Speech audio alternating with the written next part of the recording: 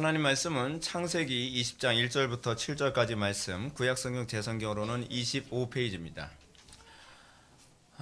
구약성경 25페이지 창세기 20장 1절부터 7절까지 말씀 찾으셨으면 제가 봉독하겠습니다.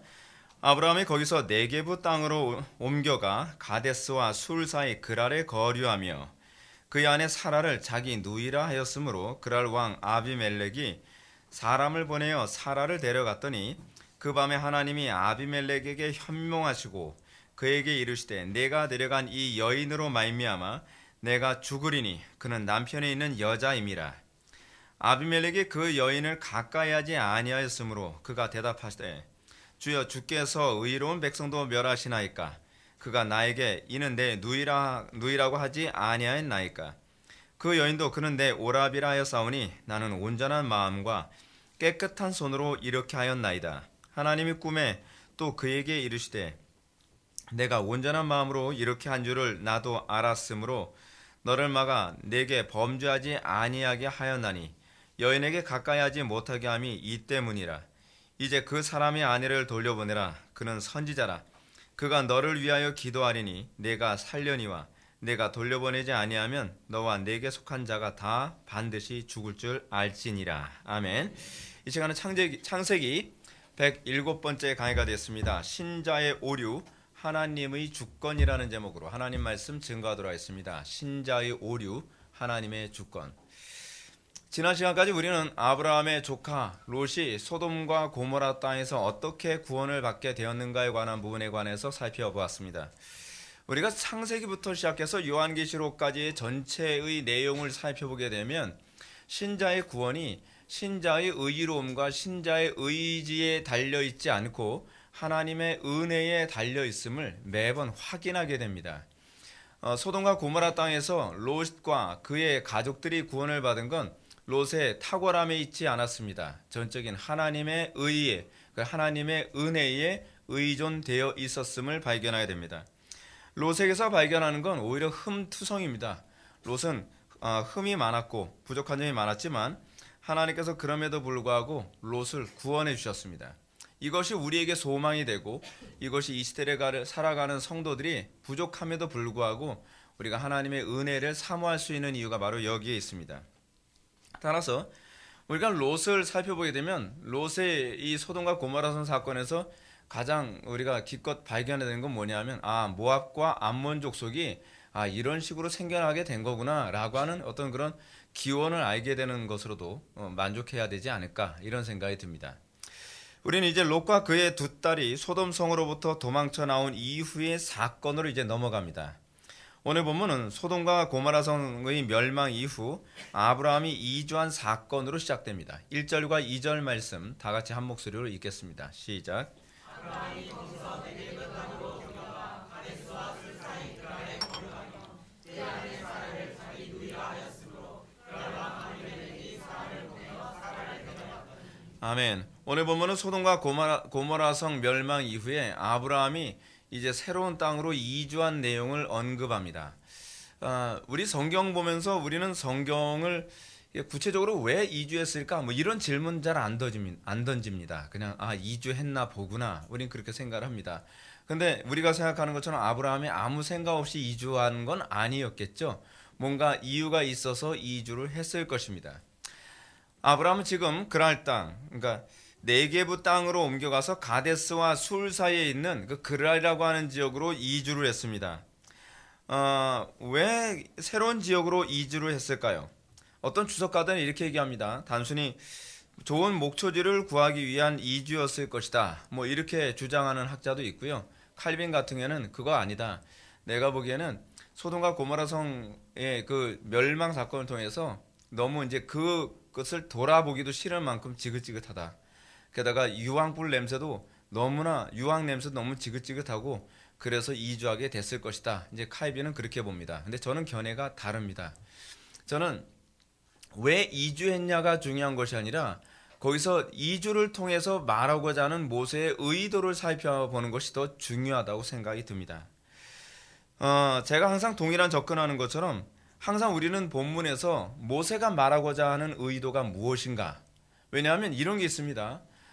왜 아브라함이 이주했는가라고 했을 때 그것이 성경 본문에서 우리들에게 얘기해주고자 하는 의도가 아닐 경우에는 아무런 실마리도 우리들에게 제공해주지 않습니다. 근데 모세가 아브라함이 이주하는 그것을 통해서 수신자들, 그 당시 1차 수신자들이 누구죠? 그 출애굽을 한 이 이스라엘 백성들이죠. 이스라엘 백성들에게 무엇을 말하려고 한 것이다 라고 하는 그 관점으로 보게 되면 본문에 대한 이해와 본문의 의도가 더욱 선명하게 보입니다. 따라서 아브라함이 왜 기존에 살던 곳에서 이주했느냐, 이 문제는 그다지 중요한 문제도 아니고 이 질문은 여기서 별 의미가 없습니다. 중요한 문제는 아브라함이 이주를 함으로써 이전과 같은 어떤 동일한 잘못을 범하게 됐다는 것인데, 동일한 죄를 범하는 이 사건을 통해서 출애굽 1세대들한테 말하고자 하는 메시지가 있었다는 겁니다. 2절 말씀에 보면 그의 아내 사라를 자기 누이라 하였으므로 그랄 왕 아비멜렉이 사람을 보내어 사라를 데려갔더니, 아비멜렉이 사람을 보내서 데려갔어요. 누구를요? 아브라함의 와이프를요. 이 사건 어디서 많이 본 사건이죠? 이게 처음 사건이 아닙니다. 이게 상습범입니다. 상습범. 예, 아브라함이 창세기 12장에서 이 사건이 있었습니다. 그때는 왕이 틀리죠. 애굽의 바로에게 와이프를 뺏겼습니다. 아브라함의 지금 이 사건은 이 창세기 12장에서 나왔던 사건하고 너무나 흡사합니다. 너무나 흡사하다 보니까 사람들은 이렇게 생각하는 거예요. 이 자유주의 신학자들은 이렇게 봅니다. 거 봐, 똑같은 얘기가 두 번 실린 거야. 이거는 딴 얘기가 아니야 라고 이렇게 주장을 합니다. 그게 자유주의 신학자들의 입장입니다. 근데 저는 이 부분이 똑같은 사건이 아니라고 봅니다. 아니라고 보는 이유가 뭐냐면 똑같지가 않기 때문에 그래요. 사건의 어떤 흐름은 굉장히 비슷해 보이지만 아브라함의 나이도 다르고요.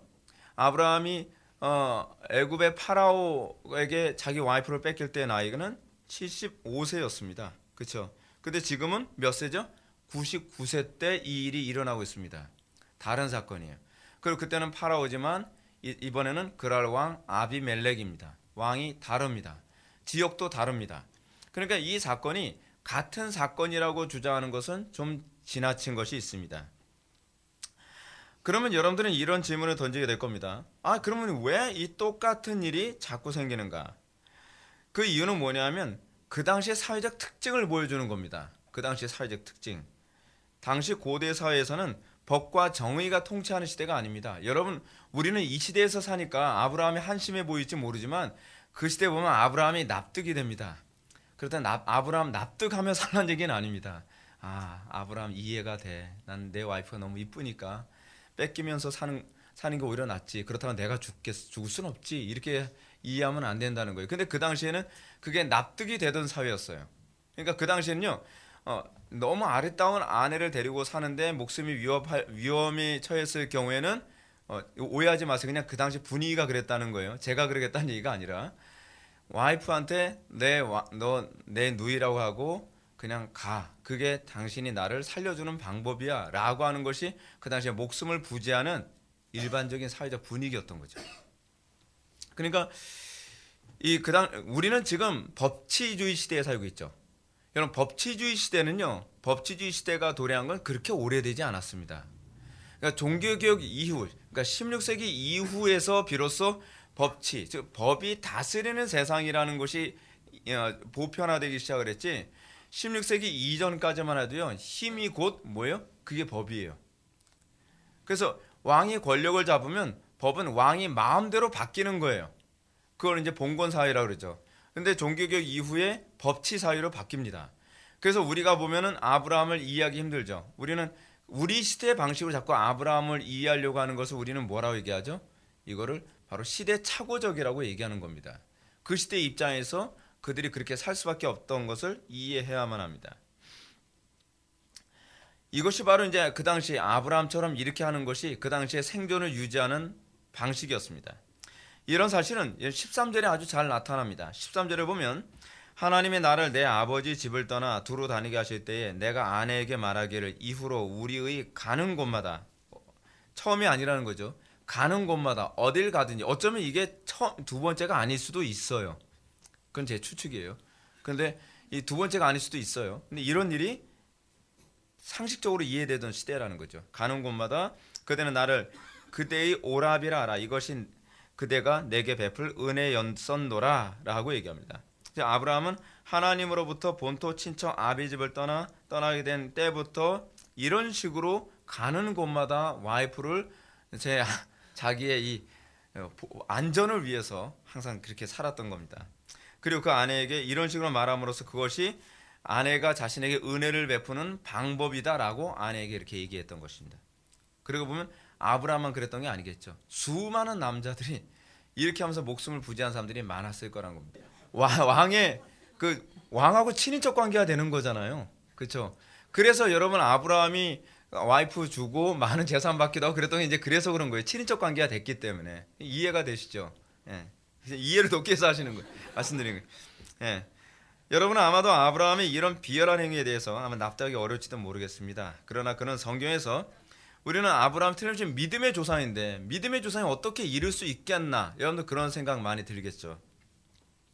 그리고 우리는 아브라함의 인생을 보게 되면 아브라함이 굉장히 믿음이 대단했던 걸 기억하잖아요. 롯을 구하기 위해서 자기 그 측근들 데리고서 막 롯을 용감하게 막 구해 오기도 하고요.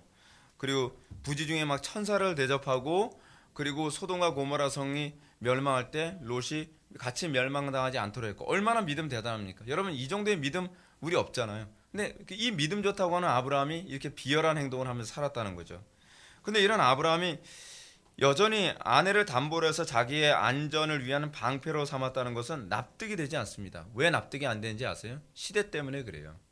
시대가 다르면 이해하기 어려운 영역들이 굉장히 많이 있어요. 그래서 그 시대와 문화와 그 당시에 그 사람들의 세계관을 이해해야만 이해될 수 있는 영역들이 많다는 겁니다. 여러분은 아브라함이 무엇 때문에 약 20년이 지난 시점에서도 그런 행위가 나왔을 거라고 생각합니까? 그 이유는 간단합니다.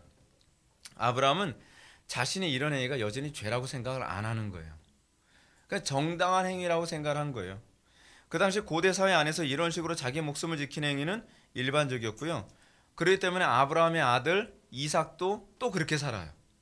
그렇죠? 이삭도 똑같은 행동, 자기 와이프를 또 방패 삼아 생명부지하는 사건이 또 나오잖아요. 그러니까 이 똑같은 사건이 3번 연달아 나타나니까 자유주의 신학자들은 같은 얘기다라고 얘기하는데 같은 얘기가 아니라 그 당시에 남자들이 이쁜 아내를 두고 있었을 경우에는 생명을 부지하는 방법이 보편적이었어요. 그리고 아들도 항상 아빠 따라다니면서 그거 본 거예요. 아, 그렇구나. 저럴 땐 저래야 되는 거구나. 그렇게 본 거예요. 그리고 아버지도 이거 죄 아니야. 원래 그렇게 사는 거야. 아마 그랬던 게 아닌가 싶어요. 그러니까 이제 아들도 당연히 그런 거겠죠. 그것에서 일단 어떤 양심의 가책을 느낄 만한 그런 이유가 그 당시 없었던 거예요. 여러분 양심의 가책이라고 하는 것이 사회적 어떤 교육과 많이 관련도 맺고 있다는 것을 알아야 돼요. 이 당시에 율법이 없던 때예요, 여러분. 우리는 율법을 가지고 있는 후세대 입장에서 자꾸 아브라함을 자꾸 재단하려고 하는데 아브라함 사실은 율법이 없는 시대였단 말이에요. 그러니까 그 당시에는 이것을 어떻게 해요? 보편적 가치 안에서 옳고 그름을 따지던 시대라는 걸 염두에 두어야만 합니다. 여러분은 아마도 거듭난 성도들에게 이런 일이 가능할 수 있겠느냐라고 물을 것입니다. 가능합니다. 왜냐하면 아브라함이 그렇잖아요. 아브라함이. 이게 어떻게 가능하죠? 라고 얘기할지 모르겠습니다. 제가 이해하기 쉽게 말씀드릴게요. 여러분 우리 대한민국 사람들이 이 대한민국에 살면서 사실은 율법으로 따지면 죄지만 보편화된 죄가 있습니다. 일반화된 죄가 있어요. 근데 그 일반화된 죄에 대해서는 죄라고 잘 의식을 하지 못하고 원래 그런 거야 라고 하면서 허용하는 그런 영역들이 있다는 거예요. 근데 그것이요 거듭나지 않아서가 아니에요. 거듭난 사람들 가운데서도 이것이 양심의 거리낌 없이 허용되어지고 사용되어지는 경우가 많다는 사실입니다. 단편의 예를 한번 들어봅시다. 이게 좋은 예인지 모르겠어요. 요즘에는 이제 점점 많이 좋아지고 있는데 과거에 초창기에 이제 조립식 컴퓨터가 굉장히 많이 보편화됐을 때 그 당시에는 조립식 컴퓨터를 사는 이유가 뭔지 아시죠? 윈도우즈가 안 깔려 있는 거예요. 윈도우즈 OS를 이제 그쪽에서 알아서 깔아서 해적판으로 깔아서 그걸 사게 되면 윈도우즈를 따로 구입하지 않아도 조립한 컴퓨터 부속품만 딱 사서 조립을 하면 그냥 컴퓨터를 쓸 수 있죠. 근데 사실 그거 불법이잖아요. 그렇죠? 그 불법으로 사실 OS를 훔치는 거거든요. 근데 이걸 뭐 교회 다니는 사람이든 안 다니는 사람이든 그냥 별로 죄책감 없이 그냥 쓰죠. 왜요? 보편적으로 이것이 당연하다고 생각을 하니까요. 윈도우즈 OS 값이 굉장히 비싸잖아요.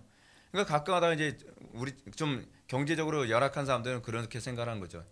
야, OS를 사느니 컴퓨터 하나 사고 말겠다. 이렇게 얘기할 정도로 OS 값하고 윈도우즈 OS 값하고 중고 컴퓨터 값하고 뭐 맞먹을 정도로 비싼 거죠. 어떤 건 뭐 좀 싸구려 중고 컴퓨터 사게 되면 OS 값이 더 나가지 않습니까?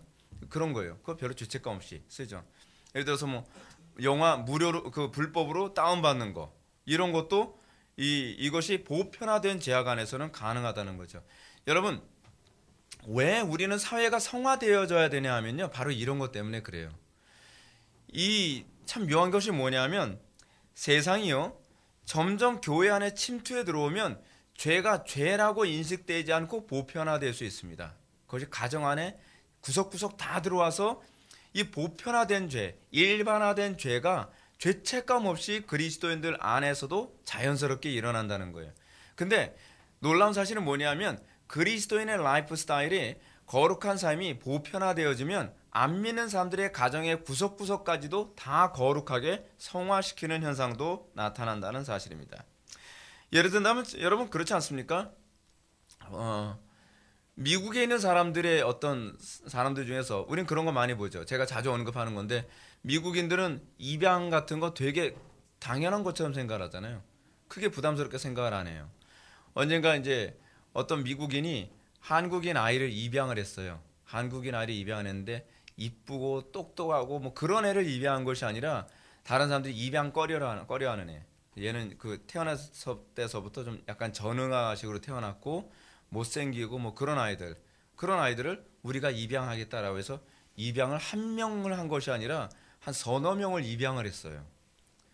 우리는 어떻습니까? 우린 내 새끼도 키우기 싫다고 우린 자식 안 낳는 시대 아닙니까?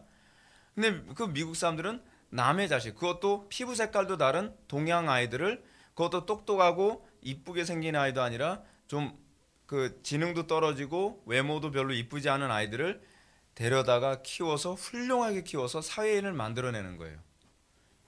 그러니까 우리 쪽에서 어떤 사람이 가서 인터뷰를 했어요. 그렇게 훌륭한 일을 하셨다는 것 때문에 우리가 놀라서 우리가 인터뷰하러 왔습니다. 라고 하니까 그 사람이 하는 얘기가 납득을 못 하는 거예요. 아니, 이 뭐가 훌륭하다는 거예요? 그래서 아니, 자식도 키우기 싫은데. 그러니까 이 사람이 이렇게 얘기해요. 아니, 됐고요. 저는 이거 당연하다고 생각하는데 한국에서는 왜 이게 대단하다고 생각해서 저한테 인터뷰를 온지 이해가 안 돼요. 그러는 거예요. 이해가 안 된다는 거예요. 이해가. 사회 자체가 성화되어지면 그게 당연한 것처럼 돼가는 거예요. 근데 사회가 소위 악해지면 죄를 짓는 것이 당연한 것처럼 여겨지는 거예요. 그러니까 여러분 우리 기독교가 해야 되는 일이 무엇인가를 다시 한번 좀 생각해 봤으면 좋겠어요. 저는 오늘날 한국 기독교가 자꾸 한 명이라도 예배당에 자꾸 끌어앉혀 놓고 더 많은 사람들이 천국 가게 만드는 데만 관심을 갖는 것에 관해서 굉장히 제가 속이 터질 때가 굉장히 많이 있어요.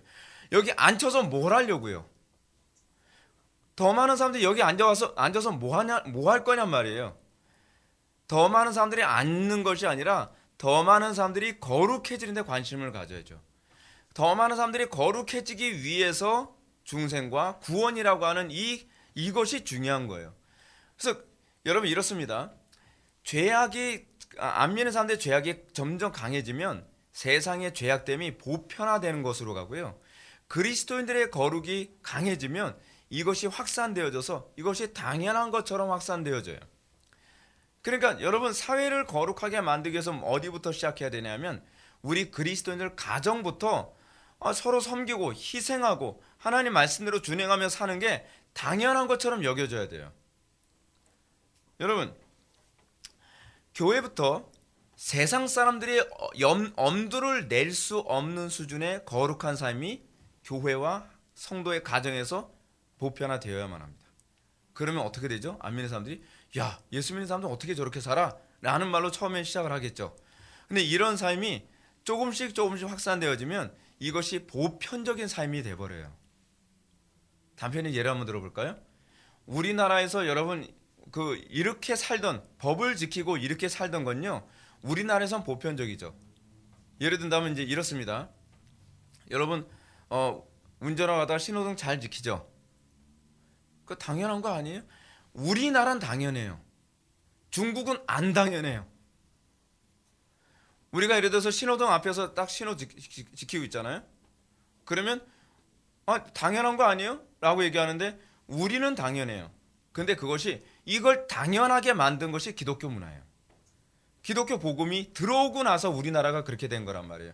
중국은 절대로 당연하지가 않아요. 제가 아는 전도사님이 중국에서 이제 신호등 앞에서 딱 지키고 있으면 사람들이 뭐라 하냐면, 저 사람 저거 또 한국 가서 한국 물 먹고 왔구만, 티 내는구만, 그러면서 지나간다는 거예요. 무단횡단하면서요. 왜요? 그게 그 사람들에겐 당연한 거예요. 기독교가 들어가서 만드는 것이 뭐냐면 하나님의 법대로 사는 것이 당연하도록 만드는 거예요. 근데 그것이 어디서부터 당연해야 돼요? 교회 안에서부터 당연해야죠. 저는 지금 우리나라 한국교회를 바라보면서 좀 안타까운 것이 뭐냐면, 사실 당연한 것이 교회 안에서부터도 저항이 심하다는 건, 이건 아직 우리나라가 갈 길이 멀었다는 얘기죠. 그렇죠? 교회 안에서 당연해야 세상에 나에서 영향을 끼치는데, 교회 안에서도 억지로 지키는데 안 믿는 사람들에게 어떻게 영향을 끼치냔 말이에요. 그렇지 않습니까? 중국은 여러분 중국에서 이거 비슷한 사건을 또 하나 얘기할게요. 이거 비슷한 거라고 얘기할 수 있을지 모르겠는데, 중국에서는 이렇게 운전하고 가다가 그 사람을 땅 치잖아요. 의도적으로 친 건 아니죠. 딱 쳤어요. 그럼 그 사람이 이렇게 차에 치여가지고 쓰러서 막 신음소리 내겠죠. 그때 중국 사람은 어떻게 한답니까? 이게 땅 치고 나면 사람이 차 뒤로 가버리잖아요. 그죠? 그러면 안 죽은 것 같으면 다시 후진해서 확인 사살하고 그리고 간다는 거예요. 깔아뭉개고. 이유인즉슨 이 사람이 예를 들어서 평생 불구로 살게 되면 평생 그 사람 불구된 죽을 때까지 생활비를 책임져야 된다는 거예요. 그러니까 이 사람들이 뭐라냐면, 그렇게 사는 것보단 아예 죽여서 그냥 왕창 돈을 물어주고 끝내는 게 낫다는 거죠. 근데 그게 중국 사람 사이에서는 당연한 거예요. 그게 지혜로운 거예요. 여러분, 얼마나 악이 보편화될 수 있고 얼마나 선이 보편화될 수 있는지 알죠? 이 땅에서 여러분 그리스도인의 삶과 불신자들과의 삶은요, 과연 거룩한 삶을 보편화시킬 것인가, 악을 보편화시킬 것인가에 관한 문제예요. 어린아이들을 어렸을 때서부터 교육시키는 건 이겁니다. 아이들이 하나님의 법대로 살고 거룩하게 살고 경건하게 살고 주의를 충성되게, 아주 충실하게 주의를 성수하고 날마다 기도하는 거 당연한 것처럼 여겨야 돼요. 저는 간혹 가다가 어떤 아는 목사님들하고 얘기하는데, 우리 교회 성도들은 매일 하루에 한 번씩 이상은 예배 다녀서 꼭 기도하고 가. 그러면 저한테 당연하지 않은 표정으로 쳐다봐요. 교인들은 그렇게 하면 어떻게 교인들이 살아? 그럼 어떻게 살아야 되는 거예요? 여유 있을 땐 기도하러 나오는 거고, 여유 없으면 좀 그런 거지. 교인 들볶지 말라는 거예요. 심각한 거죠. 굉장히 심각한 거예요. 거룩이 보편화되고 경건한 삶이 보편화되고 예배 시간 늦을 수도 있지. 그 교회는 어떻게 늦는다고 권증석에 앉혀? 라고 저한테 얘기해요. 아니, 늦는 게 보편화되게 만드는 게 기독교 신앙입니까? 아니면 안 늦는 걸 보편화시키는 게 기독교 신앙입니까? 그러니까 이게 개념부터가 굉장히 잘못된 거예요. 개념부터가요. 다시 본문 들어갑시다. 우리는 이제 여호와 하나님께서 이렇게 비열한 범죄를 지른 아브라함을 어떤 방식으로 대하시는지 한번 보시겠습니다. 3절 말씀 다 같이 읽겠습니다. 시작.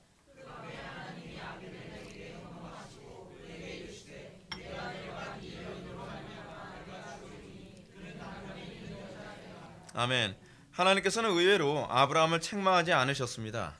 의외죠. 아브라함 책망하는 장면이 없어요. 도리어 아비멜렉에게 나타나셔서 아비멜렉을 책망합니다. 저 같으면 아브라함 책망합니다. 근데 하나님께서는 왜 아브라함을 책망하지 않고 아비멜렉을 책망하셨을까요? 이렇게 책망하십니다. 내가 데려간 이 여인으로 말미암아 내가 죽으리니 그는 남편에 있는 여자임이라. 팔이 안으로 굽기 때문인가요?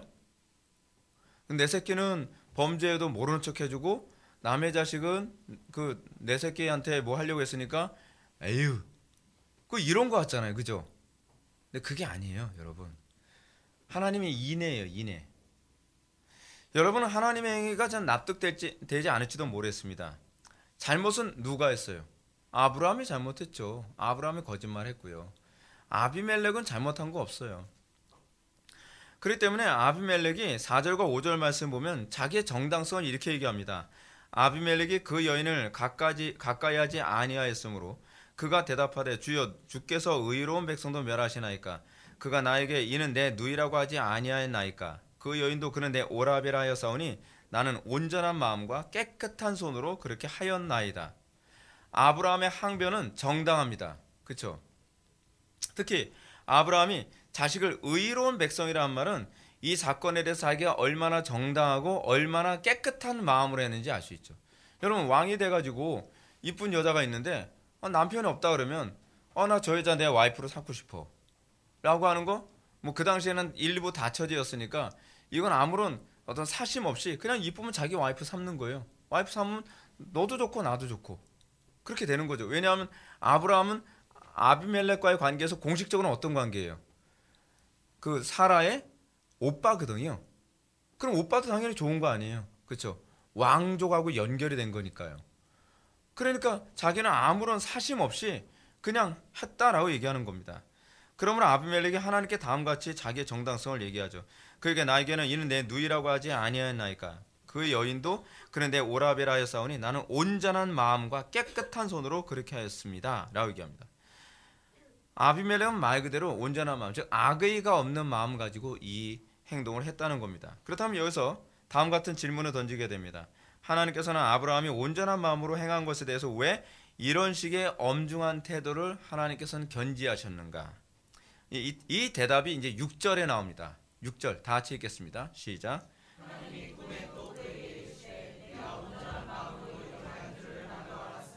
너를 막아 내게 범죄하지 아니하게 하였나니 여인에게 가까이 하지 못하게 함이 이 때문이라. 아멘. 하나님께서 아비멜렉의 온전한 마음을 아시면서도 이렇게 엄격한 태도를 견지한 것은 아비멜렉으로 하여금 억울하게 영문도 모르고 하나님의 진노에 빠지지 않도록 하기 위한 것이었습니다. 그래서 우리는 무엇이 진정으로 복인지 알 수 있죠. 뭐가 복입니까? 우리는 흔히 뭘 복이라고 생각하죠? 내 맘대로 되는 걸 복이라고 생각하죠. 그렇죠? 내가 죄를 저질러도 제동에 안 걸리는 게 복이라고 생각을 하죠. 내가 어떻게 살더라도 예를 들어서 여러분 어떤 사람이 복이라고 생각합니까? 컨닝하다가 걸리는 게 복입니까? 컨닝하다 안 걸리는 게 복이라고 생각합니까? 컨닝하다 안 걸리는 게 복이라고 생각하죠. 그렇죠? 무단횡단 하다가 안 걸리는 게 복이라고 생각합니까? 걸리는 게 복이라고 생각합니까? 또 신호 위반해서 안 걸리면 네스 그런 생각. 이걸 복이라고 생각하는 거예요. 근데 그게 복이 아니라는 거예요. 제동이 걸리는 게 복이에요. 신호 위반했을 때 우린 걸리면 어떻게 해요? 주여 감사합니다 그러지 않았죠. 재수없어. 근데 여러분 그게 재수 있는 거예요. 그게 복이에요. 여기서 지금 그렇게 얘기하고 있는 거예요. 그리스도인들은요 안 믿는 사람들하고 사고방식이 정반대예요. 우리는 너무나 세상적 사고방식에 익숙해져 있어서 불법을 행하다가 걸리면 이제 속된 말로 그냥 야 세리한테 걸렸다 왜 이런 소리야. 아니 법을 집행하는 경찰한테 걸린 거 이거 사실은 성경적인 거거든요. 우리가 만약에 이걸 안 걸리게 되면 어떻게 해요? 불법을 행하는데 담대해지거든요. 그렇죠? 근데 걸리면 어떻게 되죠? 그 다음부터 자꾸 조심하게 되죠. 조심하게 돼요. 본절을 보면 복이란 하나님의 간섭을 받아서 죄에 빠지지 않는 것임을 알 수 있습니다. 여기서 그렇게 얘기하고 있어요. 그렇기 때문에 잠언 21장 4절 말씀처럼 악인의 형통한 것은 다 죄가 될 뿐입니다. 여러분 우리가 자꾸 죄에 빠지게 될 때의 원인이 어디인지 아십니까? 죄를 처음 졌을 때 제동이 안 걸린 거예요. 거짓말을 이제 예를 들어서 아이들이 거짓말을 어렸을 때 처음 딱 했을 때 그 거짓말이 딱 거짓말이라는 게 들통나고 제동이 걸리고 나면 이 아이들이 거짓말을 하는데 굉장히 조심해요. 꺼려해요. 왜냐면 무서우니까. 근데 거짓말을 2번, 3번 해서 통해요. 그리고 별로 문제가 안 생겨요. 그럼 애들이 죄 짓는데 담대해지기 시작을 해요. 여러분 아비멜렉에도 여러분 그겁니다. 하나님의 뜻에서 벗어나고 죄악된 가운데 살아가고 있음에도 불구하고 거침없이 일사천리로 나가는 건요. 이거는 멸망의 척도예요. 도리어 이건 저주라고 봐야만 합니다. 이런 사실은 주기도문의 가르침에서도 잘 나타나는데 주기도문의 셋째 청원에 보면 뜻이 하늘에서 이룬 것 같이 땅에서도 이루어지이다 라는 말씀이 있습니다. 이 청원은 사람이 이 세상을 사는 이유가 무엇인가 잘 나타납니다. 사람이 이 세상에 존재하는 궁극적 목적은 하나님의 뜻이 아니라 뜻이 나로 인해서 이루어져 가는 겁니다. 우리의 영광이 뭔지 아십니까? 천국 가는 게 아니에요. 나를 통해서 하나님의 뜻이 이루어져 가는 걸 보면서 그 기쁨으로 살아가는 거예요. 여러분 어때요? 여러분 그 기쁨으로 살아가고 있습니까? 하루하루 나를 통해서 하나님의 영광이 확산되어지고 나를 통해서 하나님의 뜻이 자꾸 성취되어지고 제가 목회를 하면서 제가 지금 16년째 목회를 하는데 이제 좀 있으면 이제 17년째로 이제 들어와야 되죠. 이제 한 달 후면. 근데 이 한 달 그리고 1년 1년을 지내가면서 하나님의 뜻이 나를 통해서 이루어지는 거 보면서 정말 내가 살아있고 내가 존재하는 이유를 이제 알게 되죠. 근데 나를 통해서 하나님의 뜻이 이루어지는 게 하나도 안 보이는데 그냥 여전히 세상 사는 건 재미있는 거예요. 막 놀러 다니는 거 재미있고 친구들 만나는 거 재미있고 돈 버는 거 재미있고 돈 쓰는 거 재미있고 그럼 여러분 이거 불신자들하고 무슨 차이가 있어요? 세상 사는 즐거움이 똑같잖아요. 우리의 즐거움은 뜻이 하늘에서 이룬 것처럼 땅에서도 이루어지는 그걸 나를 통해서 하나님께서 이루어 가시는 그것을 보면서 그 기쁨으로 살아가는 것. 여기서 불신자들과의 구별됨이라는 게 여기서 나타나는 거죠. 여기서요.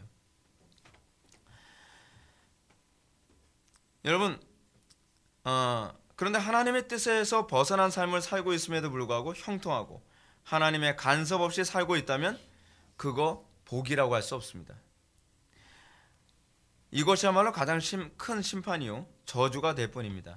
그렇기 때문에 잠언은 분명하게 악인의 형통함을 부러워하지 말라라고 얘기하는 것이죠.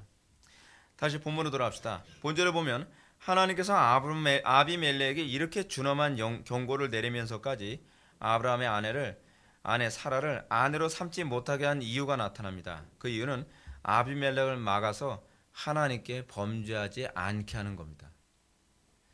사실은 누구에게 인애를 베푼 거예요? 아브라함보다는 사실은 아비멜렉에게 인애를 베푼 겁니다. 하나님께 범죄하지 않게 하는 거.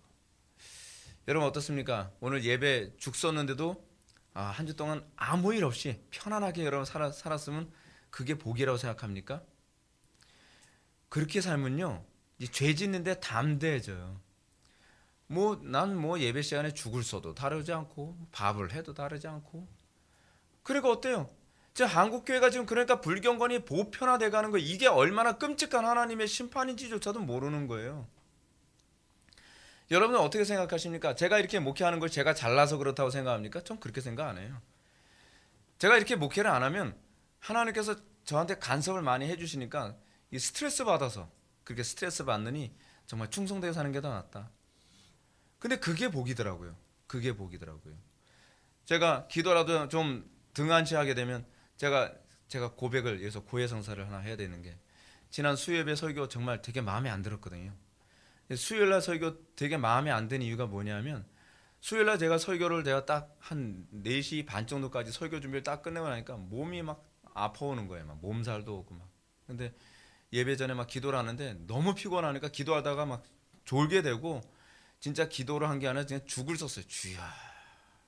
죽 쓰고 나서 그러다 하나님께서 오늘 인애를 베풀어 주시길 바라는 마음으로 강단에 섰는데 인애를 베푸시더라고요. 설교를 정말 너무 마음에 안 들었어요. 설교가. 근데 제가 만약에 기도를 죽서도 설교가 잘 되고 기도를 잘해도 설교가 잘 되고 그리고 제가 기도를 여러 번 죽서도 설교는 여전히 잘 되면 제가 기도를 계속 할까요? 안 할까요? 안 하죠. 안 해도 사람들 은혜 받았다고 얘기하는데 안 해도 설교가 잘 되는데요. 그게 복이 아니더라고요. 그러니까 하나님께서 저에게 어찌나 은혜를 항상 베풀어 주시는지 또 기도 좀 덩한시하면 설교가 안 되니까 막 두려운 거예요. 두려운 거. 여러분 저는 그게 복이라고 생각을 합니다.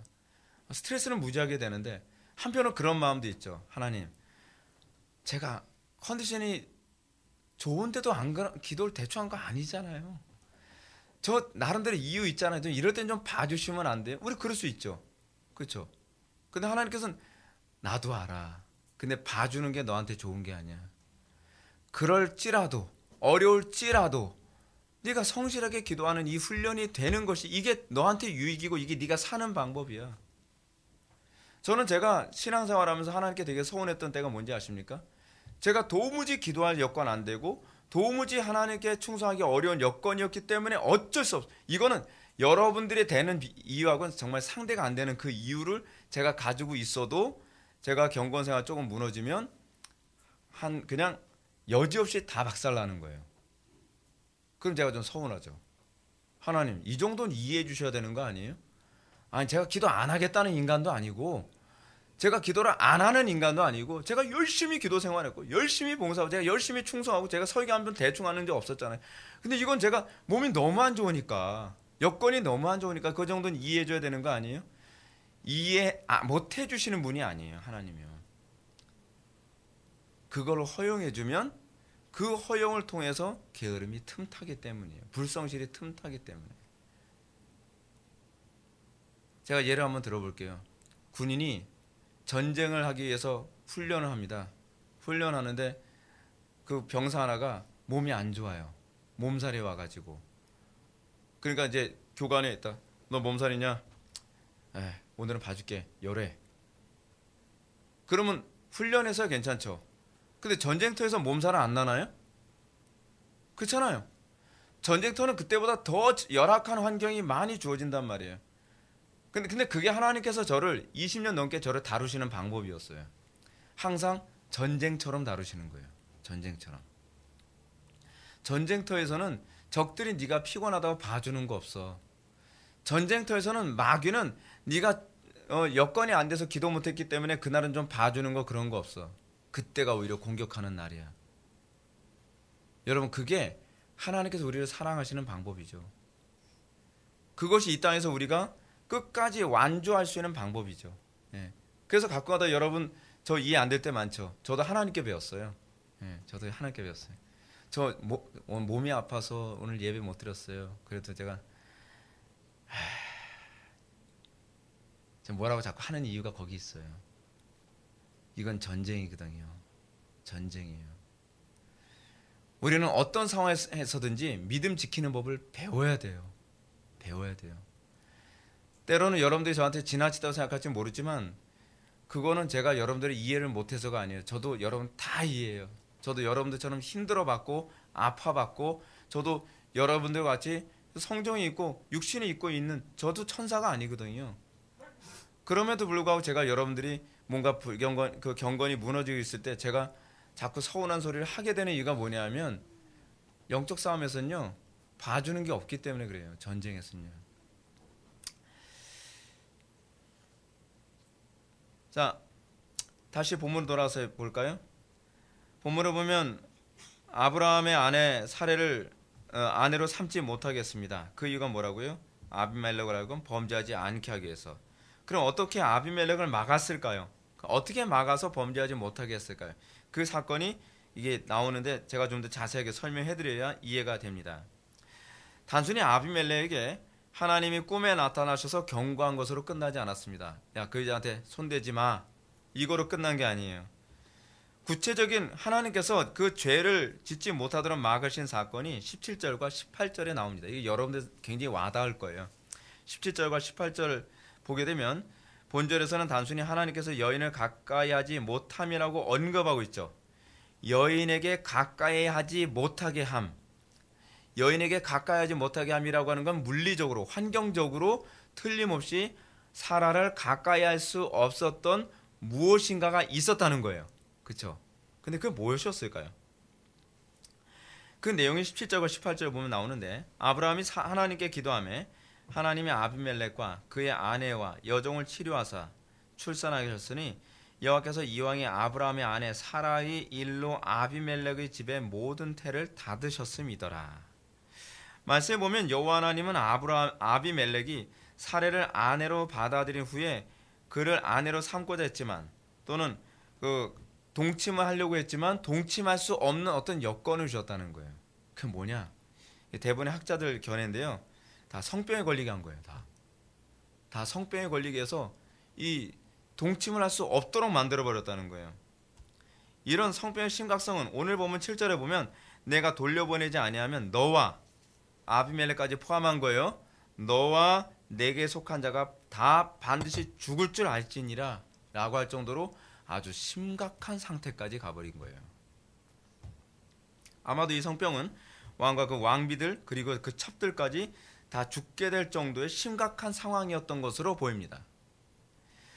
사랑하는 성도 여러분, 여러분은 어떤 교훈을 발견해야 됩니까? 여러분, 우린 간혹가다 이런 생각을 합니다. 왜 하나님께서 나한테 건강을 안 주시지? 왜 안 주실까요? 건강을 주면 나쁜 짓, 죄를 짓게 될까 봐. 하나님은 왜 나한테 돈을 좀 많이 주시지 안 주실까요? 돈 많이 주면 죄 질까 봐. 또 하나님 저한테 빨리 예배당 교인들 더 많이 모여서 저는 제가 초기에 그런 생각을 했거든요. 뭐 하나님 영광에서 제가 살겠다는 거니까 뭐 제가 개척 시작해서 한 5년 만에 한 5천 명 정도 모이면 좋지 않을까요? 제가 범죄할까 봐. 제가 교만해서 목에 힘주고 다닐까 봐 안 주시는 거예요. 인생에서 하나님께서는요, 우리에게 어떤 특정한 것 안 주시는 것에 대해서 납득이 안 갈 때가 많이 있습니다. 하나님 왜 저한테는 이 행복을 안 주시나요? 하나님 왜 저에게는 이런 풍요를 안 주시나요? 왜 하나님 저는 남들보다 더 권력을 주시거나 지혜를 더 주시거나 능력을 더 주시거나 더 행복한 가정을 주시면 안 되시나요? 안 되기 때문이에요. 왜죠? 그건 모르죠. 근데 여기서 설명을 해주시죠. 왜 지금 아비멜렉이 이게 우연이 아니라는 거예요. 그래서 아비멜렉과 왕비와 첩들이 다 병에 걸린 것은 우연이 아니라 하나님께서 하신 것인데 그 이유가 뭐냐면 범죄하지 않도록 하기 위해서. 그죠? 우리가 의식적이든 무의식적이든 간에 하나님의 뜻에서 벗어난 삶을 살 때 또는 벗어난 삶을 살게 될 것이라고 하나님께서 보실 때에 하나님께서는 때로는 이렇게 물리적으로 우리에게 어려움을 주실 때가 많이 있죠. 그렇다고 한다면 여러분, 문제를 해결해 달라고 기도하는 게 먼저인가요? 아니면 그 문제가 해결돼도 범죄하지 않을 수 있는 내 영적 상태가 되는 게 먼저인가요? 선우가요. 후자겠죠? 후자예요. 하나님께서 나에게 재물을 주셔도 교만해지지 않을 수 있는 마음을 얻는 게 먼저예요. 근데 우리는 그게 싫은 거예요. 난 겸손하긴 싫고요. 나는 돈이 먼저가 좋아요. 난 성공이 먼저예요. 나는 행복이 먼저예요. 나는 뭐 다른 것이 먼저예요. 근데 하나님께서 아니, 나는 너한테 더 좋은 걸 주기 원해. 뭐죠? 너에게 돈을 줘도 네가 교만하지 않고 죄짓지 않고 명예를 줘도 죄짓지 않고 행복을 줘도 죄짓지 않을 수 있는. 실제로 여러분 목회자들이 그건 많이 경험하는 게 바로 겁니다. 어떤 집에서 정말 가정이 불행하고 정말 맨날 그 지지고 볶고 싸우고 그런 집이 있어요. 그래서 온 교인들이 그 가정에 평화를 달라고 그 가정 행복하게 해달라고 막 기도를 했어요. 그런데 정말 놀랍게도 그 가정이 행복해졌어요. 부부관계가 너무 좋고 남편도 신앙생활 열심히 하고. 그런데 문제가 뭐냐면 그 다음부터 맨날 둘이 놀러 다녀요. 신앙생활을 아예 그냥 잘 안 해요. 돈이 없어서 너무 가난해가지고 그 가정에 그 재정 경제 문제 해결해 달라고 목회자도 기도해주고 그래서 그 문제가 해결됐더니 이제는 돈 버는 재미에 신앙생활을 등한시해요. 하나님이 아시고 안 주신 거거든요. 지금 여러분 만약에 아비멜렉이 이 병 문제를 만약에 치료해줬다면 아비멜렉은 범죄했을 겁니다. 아비멜렉은 틀림없이 너무나 매력적이고 아름다웠던 여자 사라를 아내로 취했을 것이 틀림없습니다. 그리고 그는 자신이 무슨 죄를 저질렀는지도 알아차리기도 전에 저주 아래서 멸망당하고 말았을 거예요. 그렇죠? 이것은 오늘날 이 세상의 죄인들이 처한 심각한 상황이기도 합니다. 죄를 깨닫고 죄에서 돌이키는 것이 복임을 알 수 있습니다. 지금 우리나라는 지금 그렇죠. 우리나라는 신앙이 성숙하기 전에 부자가 먼저 돼버린 나라예요. 그러다 보니까 나라가 심각한 상황 아닙니까? 예수님 당시에 여러분 유대인들이 예수님을 십자가에 못 박아 죽이면서도 그들에게 나타난 특징이 뭔지 아십니까? 이게 죄인 줄 몰랐다는 겁니다. 여러분, 우리는요, 내 맘대로 되는 게 이게 복이라고 생각하는데, 내 맘대로 되는 그 많은 것들이 악한 자가 형통하는 건 죄니라라고 하는 말 그대로 내가 죄를 행하고 있다는 걸 모르는 경우가 얼마나 많은지 몰라요. 내가 돈을 잘 벌고 있는 게 죄인지도 몰라요. 내가 어떤 일을 행하고 있는 것이 이것이 죄인지도 모른단 말이에요. 지금 유대인들이 예수님을 십자가에 못 박는 일에 성공을 했어요. 근데 이게 죄인 줄은 몰라요. 이게 하나님을 섬기는 거고 하나님을 기쁘시게 해드리는 거, 이것이 하나님의 영광이라고 생각하는 거죠. 그래서 여러분, 십자가에 못 박혀 돌아가시면서 예수님이 하셨던 기도가 무엇입니까? 아버지여, 저희 죄를 사하여 주옵소서. 자기 하는 것을 알지 못함이니이다. 근데 이들은요, 자기네들 뜻하는 대로 잘 됐거든요. 예수님은 그렇게 잡아주기로 애를 썼는데 안 되다가 되는 거예요. 측근 중에 하나가 그 내부 고발자가 한 명이 나타나가지고, 오늘 요즘 무슨 사건하고 되게 비슷한데, 한 명이 나타나가지고서 돈 꽤 20, 은 20에 예수님을 팔아버려요. 어때요? 이야, 득이했다. 하나님이 우리와 함께 하시나 보다. 저거 평소에 저거 잡아주려고 굉장히 힘들어도 안 됐는데 일이 척척 풀리는구나. 척척 풀리는 게 아니죠. 멸망으로 지금 이제는 특급 열차를 탄 거라는 걸 전혀 모르고 있는 거예요. 그래서 예수님을 잡아주기 위해서 정치적으로도 헤롯하고도 손발이 잘 맞아요. 본디오 빌라도하고도 손발이 잘 맞아요. 모든 게 손발이 척척 맞아 떨어지는 거예요. 그리고 갔더니 예수님하고 제자들밖에 없네요. 또 잡으려고 했더니 제자들 알아서 다 도망가요. 여러분, 그리고 주변 사람들 어떻게 해요? 놀라울 정도로 주변에 모든 유대인들이 다 나오더니 예수님 십자가에 못 박아라, 못 박아라, 못 박아라 그래요. 득의한 것 같죠. 그때가 제일 위험할 때라는 거 알고 계십니까? 우리 인생에서도 여러분 그럴 때가 얼마나 많은지 아세요? 하나님 말씀대로 살고 있지 않는데 뭔가 잘 돼가는 거예요. 하나님을 거역하고 때로는 하나님을 대적하며 살아가는 것 같은데도 뭐 일사천리로 모든 것이 척척 풀리는 것 같은 거예요. 근데 여러분, 유대인들 이르고 나서 그 결과가 뭐죠? 예수님께서 십자가에 못 박혀 돌아가시기 전에 예루살렘을 쳐다보면서 우셨다 그러죠. 왜요? 그들이 당해야 될 하나님의 심판과 진노가 너무 끔찍하기 때문에. 그죠? 실제로 AD 70년에 예루살렘 성전 회파 사건이 일어나면서 성전과 예루살렘 성 전체가 돌 위에 돌 하나 남지 않고 다 쑥대밭이 돼버리고, 임산부의 배가 갈라지고, 아이는 머리를 그 다리 잡고 내려쳐서 머리를 깨뜨려서 죽이고, 끔찍한 사례가 피바다가 돼버리는 그 일이 벌어지죠. 왜 이런 일이 생긴 거예요? 너무나 모든 것이 잘 됐기 때문이에요. 죄를 지는데 제동이 안 걸리는 거예요. 형통한 거예요. 그러므로 히브리서 기자는 죄에 빠지지 않도록 간섭과 징계를 받는 것이 복이라는 사실을 다음같이 우리들에게 얘기해 줍니다. 주께서 그 사랑하시는 자를 징계하시고 그의 받으시는 아들마다 채찍질 하심이라 하셨으니 너희가 참으면 징계를 받기 위함이라. 하나님이 아들과 같이 너희를 대우하시나니 어찌 아비가 징계하지 않은 아들이 있으리요. 징계는 다 받는 것이거늘 너희에게 없으면 사생자의 참 아들이 아니니라. 오늘날에도 어떻습니까? 비성경적으로 목회를 하는데 잘 되는 거예요.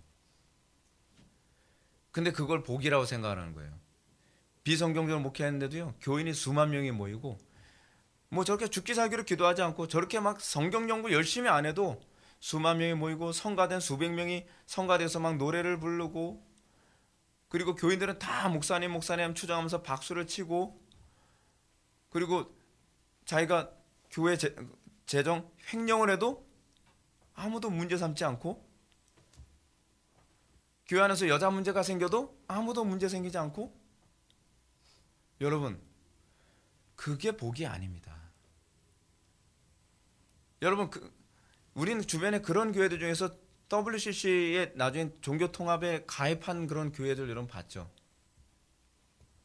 그때를 향해서 가고 있는 거예요, 사실은요. 왜 이렇게 잘 되지? 기도 안 하는데도 왜 이렇게 잘 되지?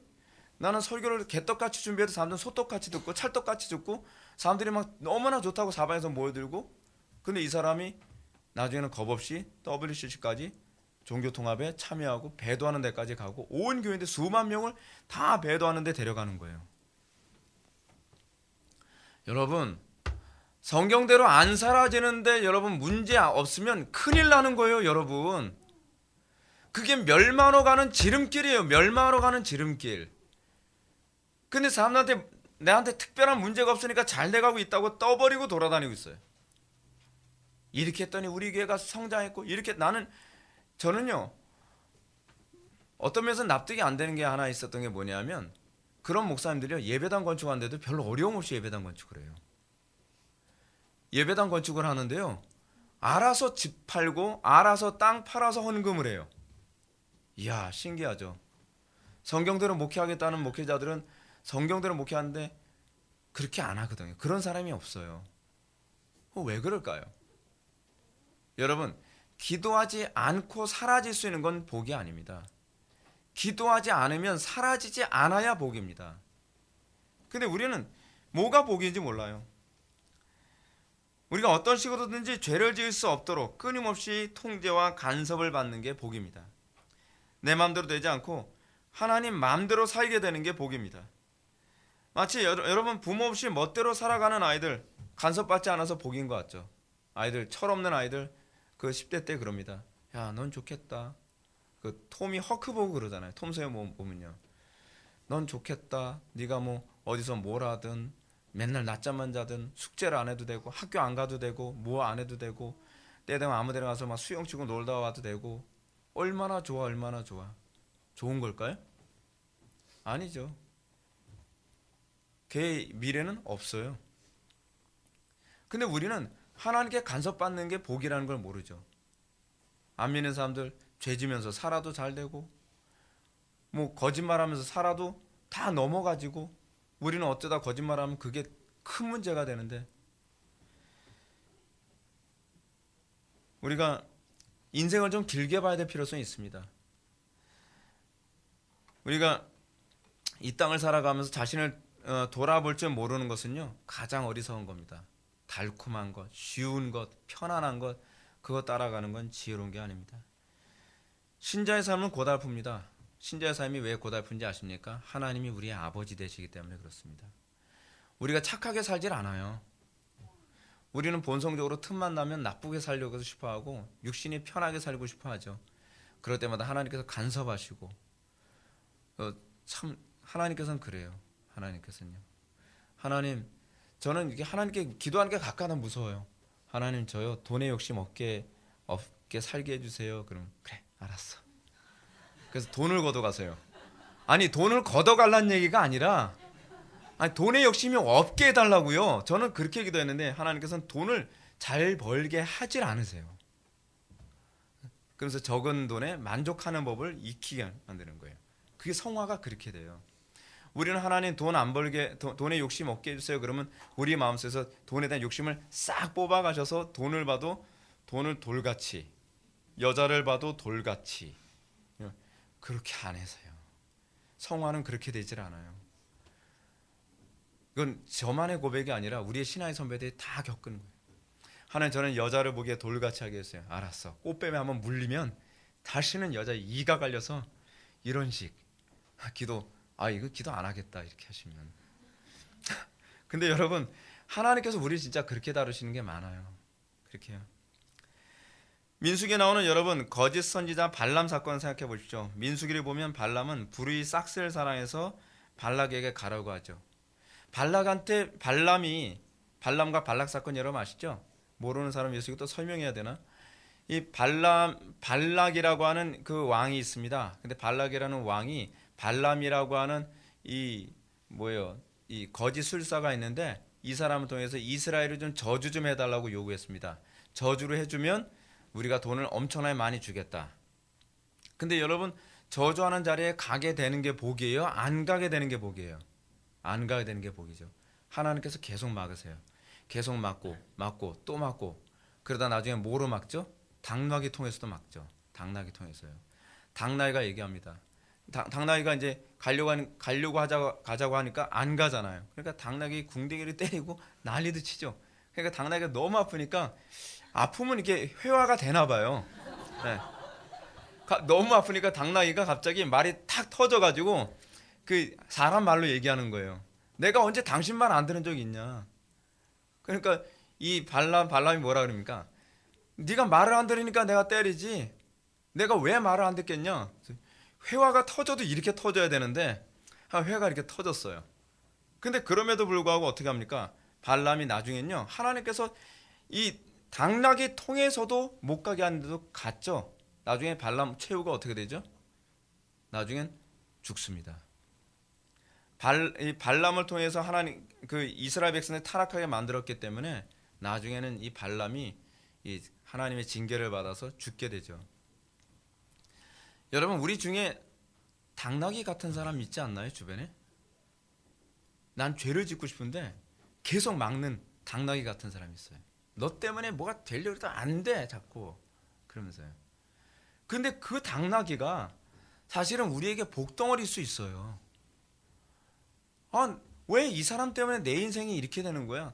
난 진짜 돈을 더 많이 벌 수 있는 건데, 더 성공할 수 있는 건데, 근데 그 당나귀 같은 것이라고 생각했던 그 대상이 사실은 하나님께서 우리로 하여금 죄에 빠지지 않고 우리가 타락하지 않도록 우리 허용해 주신 그 누구일 수 있다는 거죠. 제가 당나귀일 수도 있어요, 여러분. 저를 너무 미워하면 안 돼요. 예. 이제 마지막 한 가지 의문을 한번 살펴보고 설교를 마치고자 합니다. 그 의문은 제가 아까 앞에서 말씀드렸던 건데, 아브라함이 이렇게 잘못을 행했음에도 불구하고 아브라함에게는 왜 아비멜렉과 같은 간섭을 하지 아니하셨을까요? 그렇죠? 우리 아브라함은 창세기 12장에서 보여줬던 것처럼 동일한 범죄를 계속 반복해서 저지르고, 그리고 자기 아들한테까지도 대를 물려 이 일을 또 저지르게 만듭니다. 여러분, 하여간 부모의 본을 보이는 것이 참 중요합니다. 이삭도 아버지의 본을 따라 똑같은 행동을 해요. 요 부분 요거 조심해야 되는 게 뭐냐면, 꼭 이거 가지고 가격을 하는 저주 얘기하는 사람이 있어요. 이거 가격을 하는 저주하고 아무 관계가 없습니다. 그 당시 문화 때문에 그렇습니다. 그 당시 문화. 제가 볼 때 이 간섭은 아비멜렉이 아니라 아브라함에게 있어야 될 영역이라고 생각을 하거든요. 왜냐하면 아브라함은 하나님의 자녀니까요. 근데 왜 하나님께서는 아브라함에게는 이렇게 하지 아니하셨을까요? 제가 결론적으로 제가 쉽게 말씀드릴게요. 이겁니다. 이건 성경의 관심이 아니에요. 성경에서는 아브라함이 범죄했기 때문에 어떻게 징계했을까에 대해서 모세는 이거 말할 의지가 없어요. 아브라함은 자신의 생명의 안전을 위해서 하나님과 맺은 언약을 포기했지만, 하나님은 아브라함의 불의함에도 불구하고 당신의 성실함을 드러내셨다라고 하는 거, 요거 얘기하고 싶은 거예요. 아브라함은 불의하지만 하나님은 그래도 하나님의 백성과 언약을 성실하게 지켜나가신다. 왜 그렇게 하신 거죠? 만약에 사라가 다른 남자를 통해서 임신하게 되면 언약이 깨지기 때문에 그런 거거든요. 그 언약을 지켜내기 위해서 하나님께서 아브라함에게 성실히 행하신 것뿐이에요. 모세가 지금 여기서 얘기하고자 하는 핵심은 그거예요. 그게 모세의 관심이에요. 하나님은 인간의 불완전함과 오류로 가득한 삶을 통해서도 결국 당신의 계획을 성취하시며 우리와 맺은 언약을 반드시 지키신다는 사실입니다. 제가 무슨 얘기 하는지 아시죠? 이 땅에서 여러분, 우리 퍼펙트하게 못 살잖아요. 우리 맨날 죄 짓고 살잖아요. 우리는 아브라함보다 더 치졸하게 살아갈 때 많잖아요. 근데 우리에게 위로가 되는 게 뭐냐면, 하나님의 백성들, 너 이랬기 때문에 너 호적에서 이름 빼버릴 거야가 아니에요. 그럼에도 불구하고 하나님께서는 그 백성과 맺은 언약을 성실하게 지켜나가신다는 것입니다. 본문에서 이 모세의 관심사는 그겁니다. 이스라엘 백성들 출애굽을 했죠. 출애굽하면서 그들이 수도 없이 죄를 짓고 죄를 짓고 또 죄를 짓고 또 죄를 짓고 하나님께 반역하고 범죄하고 또 죄를 짓고, 그러다 하나님의 그 아브라함이 이스라엘 백성들에게 얘기하고 싶은 게 뭘까요? 그래도 하나님은 성실하시다. 그래도 하나님께서는 너희와 맺은 언약을 반드시 지켜내고 말 것이다. 물론 그거에 대한 응분의 대가를 많이 치르게 하겠죠. 그렇지만 절대로 하나님께서는 너희들을 버리지 아니하신다. 실제로 하나님께서는 이스라엘 백성들이 그 수많은 범죄 가운데 있음에도 불구하고 이스라엘을 안 버립니다. 그리고 가나안 땅에 들어갑니다. 가나안 땅에 들어갔을 때 여러분, 하나님과 다윗하고 언약을 맺죠. 다윗 언약이라는 걸 맺지 않습니까? 뭐라고 언약을 맺죠? 너의 왕조가 끝나지 않을 것이다. 아무리 범죄를 저지른다 할지라도 너의 왕조가 끝나지 아니할 것이다라고 약속합니다. 그러니까 다윗 왕조는요, 다윗의 후손들이 온갖 죄를 저질러도 이 유다 족속은 없어지질 않아요. 언제까지요? 그 유다 족속에서 임금이 나오잖아요. 예수 그리스도. 예수 그리스도 통해서 하나님의 언약이 영원히 성취돼요. 소금 언약이에요. 영원히 성취되는 언약인 거예요.